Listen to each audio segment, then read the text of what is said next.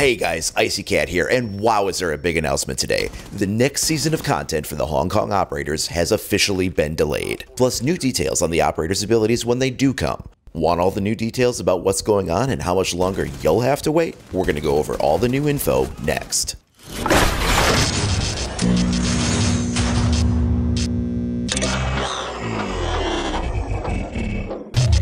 All kinds of new information is coming out, and it appears to be happening late at night, putting this information more on a European timetable for once. All news and information of this sort has usually happened before midday Eastern Standard Time in the US, since that's the time zone the Montreal dev team is based in, but it seems like they're responding to things a bit differently this time around, possibly because there's a large chunk of the team in Germany for Gamescom currently. Regardless, it's a bit of a shift from the way they usually release information. A new announcement just went out that the August 29th date will now be reserved for the entire Operation Blood Orchid patch to go live only on the technical test server for a full week prior to the deployment on both PC and consoles on September 5th.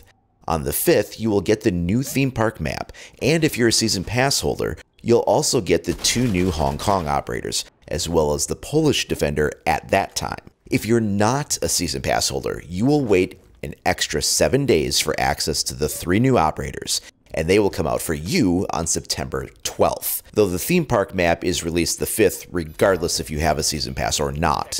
A lot of people were already upset that Operation Health caused the Hong Kong season to be delayed a full 3 months, and many were also upset that the planned August release of the 3rd season would only be coming in the last couple of days of August. Still technically meeting an August release, at least so long as you had a season pass where the 3 new operators were concerned. Now we are firmly pushed into the beginning of September whether you have a pass or not, though one could argue the technical test servers will still be hitting that August deadline, but that's also not what anybody was expecting, so to claim it's anything other than a delay would be disingenuous at best. For Ubisoft's part, they are putting out a substantial size update, claiming over 1,000 bug fixes, including hundreds of fixes to maps and lighting, optimization of operator data, a full pass on improving resolution and appearance of the game, and lots of operator fixes. While those things are pretty massive, it's unlikely to be met with much excitement in the community at still another delay of content, even if the ends do wind up justifying the means when all is said and done, and we're only talking about 1 week. Now for some of the good news that was also released. We have a better understanding of what each of the operators now do. So let's start with Ying. Her Candela charge has been better explained. She carries 3 of these devices that shoot off flash charges into the air and blind anyone in the way, but it is now confirmed that she is immune to the effects of her own gadget. This had been assumed to be a possibility given her visor, but it's now officially confirmed that it will work that way. Candela charges can be thrown like grenades and rolled under barricades or through drone vents. Observant people may have noticed a yellow light turning on in her teaser trailer on the device, and there are actually 3 states to use the charge in. You can set it and create a timer with each of the 3 states giving it more of a delay to detonation. This allows you to roll the grenade further into the room before it goes off, or to go off more quickly depending on your needs.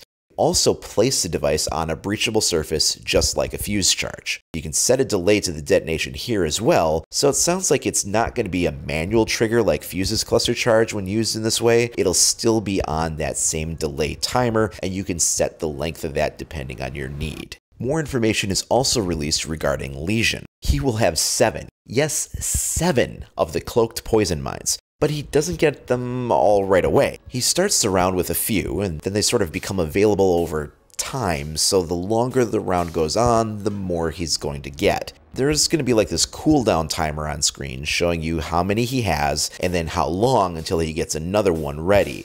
It's almost like as time goes on, he's assembling another mine the further it gets into the round. This makes it so he can mine new areas as the round wears on. The effects of the mine cause visual distortion, and the screen will turn like a green color while a sickly, queasy filter is applied to the operator's vision, kind of making it swimmy. The effects of the poison cause damage over time as the needle remains in your leg. Now here you have a choice. Attackers can choose to push through the effect, or take a moment to pull the needle out. Doing that will help get the effect to pass more quickly, but it will also put the player into an animation sequence that forces them to lower their gun while they pull it out, and that leaves them vulnerable while they do so. It is confirmed that IQ will be able to detect the devices. Now, we assume that she would be able to pick up the electronics that power the mine's cloaking effect that turns them invisible, so that's not a surprise. No word yet on Thatcher's EMP grenades, but I mean, it's pretty much a solid assumption that he'll be able to either destroy them or at least deactivate them from the electronically cloaked state that they would be in.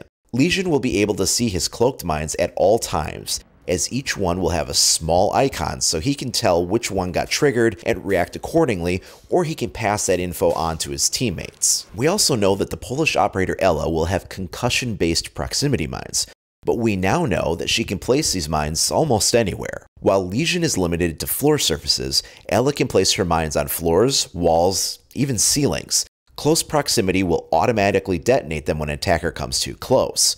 She deploys her mines by tossing them out, similar to the way Valkyrie cameras or gas grenades work. She'll just throw them, they'll stick to a surface, and then they'll be ready to go. These mines don't do any damage, but they disorient the players and cause an effect very similar to Echo's drone blast. In fact, we do see a little bit of an overlap between the way her mines cause a disorienting effect and the way Legion's mine create a disorienting effect, so there's a lot of similarity there. It's in a different way, but there's definitely overlap. We could also kind of guess this part already based on her character model that we've seen leaks of so far, but she is going to be a faster operator, able to quickly respond to one of her traps going off. She is also for the first time officially being confirmed as having an operator-specific sight on her pistol. Now, this information has leaked before. We did see images of that, but this is the first time it is being officially confirmed. Getting back to the mines, Ella has a few of these she can deploy, but she also keeps one mine in reserve that she can't otherwise deploy, used specifically to self-detonate if she gets downed, allowing for her teammates to get the drop on someone coming in to finish her off. Since it does no damage, she won't hurt herself or others with it when used in this last stand kind of defense move, but it tips the odds in favor of anyone coming to rescue her, assuming they can't be accidentally caught up in the same blast if they're too close as well. Ella is the only operator we haven't yet gotten a teaser trailer for.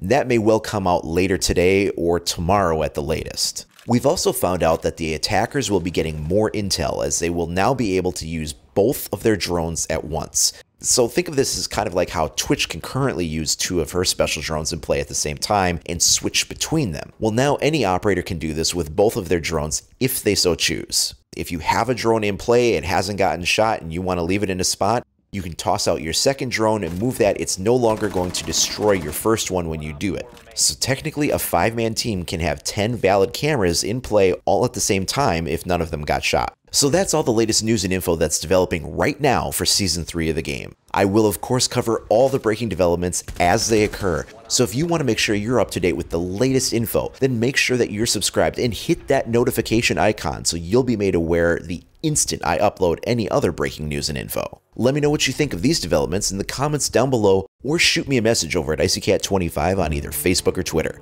Thanks a lot for watching, everybody. We'll see you next time.